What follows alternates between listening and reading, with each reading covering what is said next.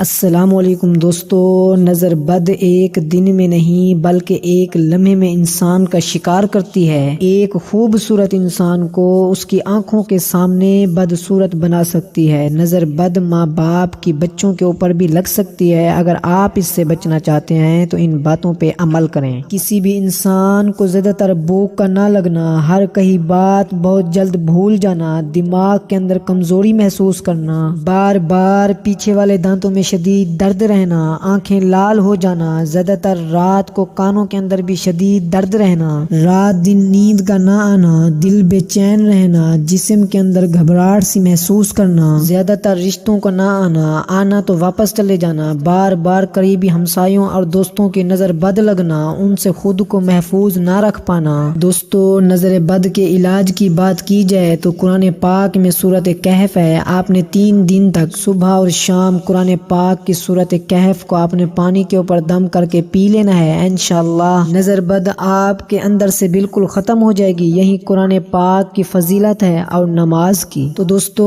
اگر یہ ویڈیو آپ کو اچھی لگی ہو تو مزید ایسی ویڈیو دیکھنے کے لیے ہمارے چینل عبدالقیوم ٹی وی کو سبسکرائب کریں اور لائک کریں۔ اب آپ ہمیں دیجیے اجازت، انشاءاللہ تعالی نیکسٹ ویڈیو میں آپ سے ہماری ملاقات ہوگی۔ اللہ حافظ۔